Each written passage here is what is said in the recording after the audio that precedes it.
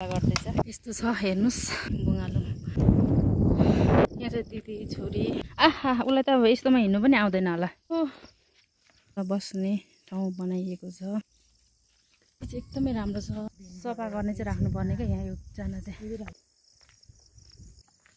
चाहिँ हाम्रो ढुङ्गाको चाहिँ गेट दामी छ दामी good tower hello guys welcome to my new blog अनि मैले फेरि पनि नयाँ भिडियो लिएर आइसकेको छु आज चाहिँ मैले फेरि रक गार्डन जानु लागेको छु अनि भिडियोहरू हजुरहरूलाई म देखाउने छु म चाहिँ अब रक गार्डन पुग्न लागेको अवस्था छ अनि पर देखिरहेको चाहिँ रक गार्डन हो के छ कस्तो छ त्यही गएर म देखाउने छु यो चाहिँ जोरकाफल भन्ने गाउँ हो हामी चाहिँ रक गार्डन आइसकेको छौँ यहाँ चाहिँ पिङ रहेछ यो यस्तो पनि पिङ हुन्छ र यो यहाँ चाहिँ गाइस यस्तो पिङ बनाएको रहेछ बच्चाहरूले पर पिपल यहाँ चाहिँ एकजना बहिनीले गोठाला गर्दै हुनुहुँदो रहेछ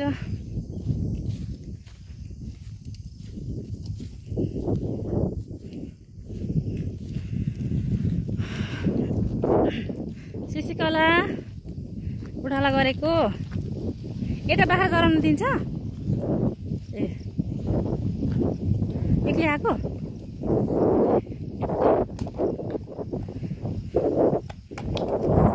राई उहाँ चाहिँ गोठाला गर्दैछ मेरो बहिनी गाइजहरू एकदमै राम्रो छ रक गार्डन चाहिँ मेरो घरबाट चाहिँ यहाँ आउनु 10 मिनट लाग्छ अनि म चाहिँ नजिक भएर के गर्नु है अब कहिलेकाहीँ मात्रै आउँछु अब खासै टाइमै मिल्दैन अब हिँड्नुलाई आज चाहिँ छुट्टी भएको कारणले गर्दा म घुम्न आएको छु दिदीहरूसँग दिदी छोरीसँग अनि यस्तो छ हेर्नुस् यहाँको दृश्यहरू यो चाहिँ प्रवेश गरेको छौँ भर्खर सुरुवात छ अब उँधो अझै राम्रो ठाउँहरू छ म हजुरहरूलाई सब देखाउने छु अनि हजुरहरूले मेरो भिडियोलाई अन्तिमसम्म हेरेर साथ दिनुहोला अनि लाइक कमेन्ट सब्सक्राइब गरिदिनु होला साथीहरू अनि यहाँ चाहिँ रक गार्डन भन्नुको कारण ढुङ्गाको बगैँचा छ अनि बुङ्गालुङ पनि भन्छ यहाँ हाम्रो चाहिँ यो राई भाषा चाम्लिङ भाषाबाट चाहिँ बुङ्गालुङ अनि बुङ्गालुङ भनेको चाहिँ ढुङ्गाको चाहिँ बगैँचा भनेको हो अनि यहाँ चाहिँ धेरै पर्यटकहरू घुम्नको लागि आउँछ आज चाहिँ खासै मान्छे छैन तर अरू टाइममा चाहिँ यहाँ धेरै मान्छेहरू आउने जाने भइरहेको हुन्छ अनि यहाँ चाहिँ बुङ्गालुङ ढुङ्गे बगैँचा हेर्नुहोला साथीहरू हजुरहरू पनि मौका मिले फुर्सद भए एकचोटि घुम्न आइदिनु होला हाम्रो गाउँ बुङ्गालुङ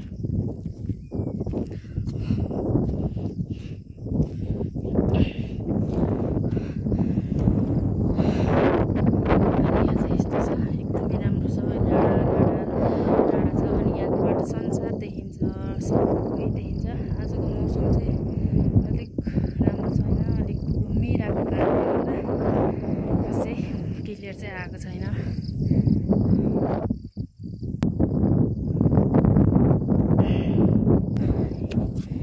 ढुङ्गा बगैँचा भएकोले गर्दा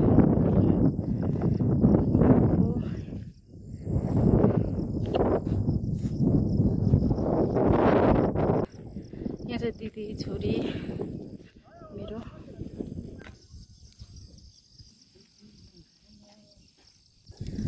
यो देखिरहेको गाउँ चाहिँ मेरो माइती गाउँ हो अनि यो पारी सरले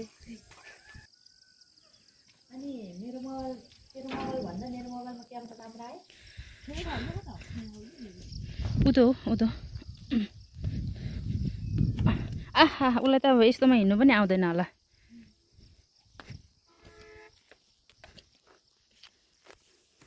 त्यो त लाग्छ होला 2-3 वर्ष त मान्छे हरायो भनेपछि कति चिन्ता गर्यो होला है उतातिर आफ्नो घरमा चिन्ता त भइहाल्छ नि हो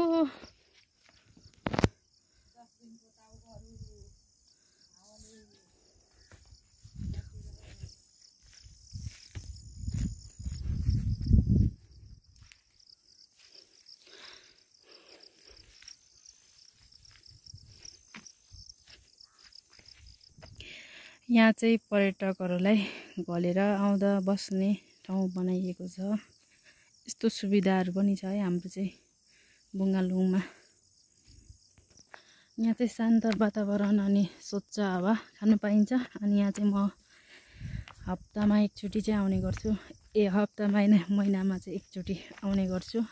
अनि यहाँ चाहिँ एकदमै राम्रो छ साथीहरू बुङ्गालुङ यानि कि ढुङ्गे बगैँचा।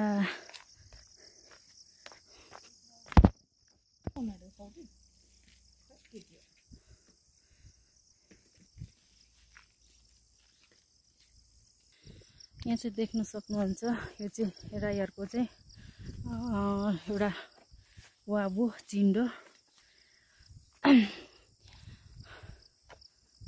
यो चाहिँ एकदमै राम्रो छ।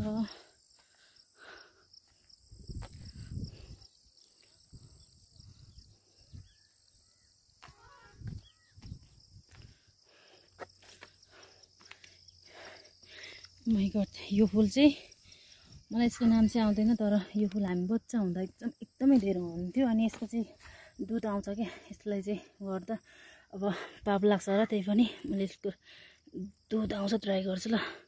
हेर्नु साथीहरू, यसको चाहिँ दुध आउँछ क्या। यो चाहिँ मलाई चाहिँ मनपर्छ यो फुल। तर आज मैले यो धेरै वर्ष पछाडि यो फुल देखेँ।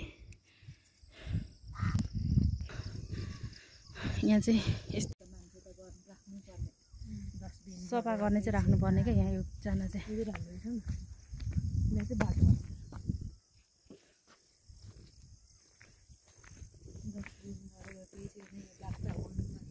हो, तर दिनु त नदिनु पर्ने, यिनीहरूले हाल्नु चाहिँ हाल्दो रहेछ।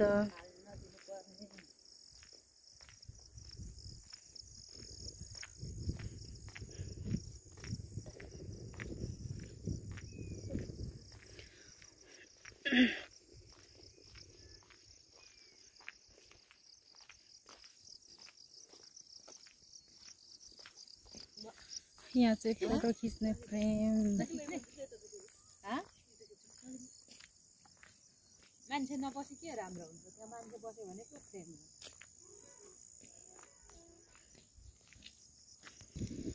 यता चाहिँ हलेसी कात्तिके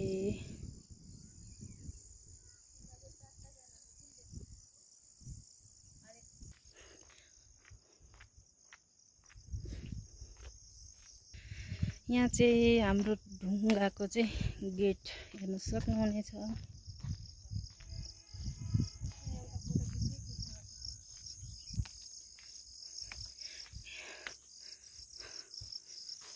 दामी छ, दामी हेर्न सक्नुहुनेछ साथीहरू। ढुङ्गाको चाहिँ यो गेट। अब हामी चाहिँ बच्चा खेल्ने ठाउँ नजिक जान लागेको छौँ।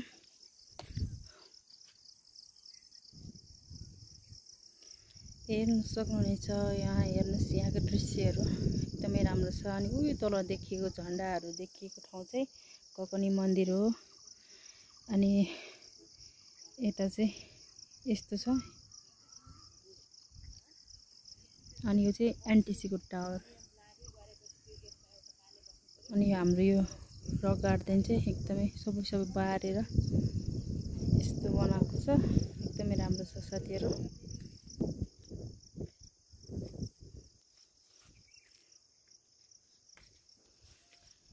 सुक्खामा पानी कस्तो ट्याङ्कीको गएको भनेको। अनि पानी चाहिँ आइरहेको थियो त्यहाँ परबाट। तल पनि हेर न त्यो फ्रेस पानीको राम राम कहाँ नजिक आकाशकै भन्छ। ओ त्यो मान्छेले खनेको परतिर पानीको फ्रेस है। अम्मा हो रहेछ।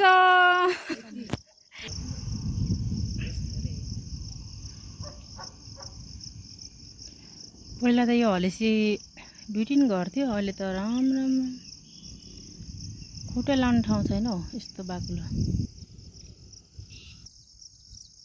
उनीहरूले त्यो जति किनेको जति चाहिँ यस्तो लगाउँदो रहेछ क्या। अनि यो यता पनि किनेको छ, यो जति लगाएको छ नि यिनीहरू पनि किने गरे हो लामाले। अनि यो मकैबारी यति लाएको हुन्छ नि, त्यो ताँगेको जति चाहिँ उनीहरूको हुन्छ अरे क्या, किनेको हुन्छ अरे क्या। अनि यिनीहरूले यहाँ तल पनि यहाँ उयो मालकोमा पनि किनेछ, यता यो ढाडतिर पनि किनेछ।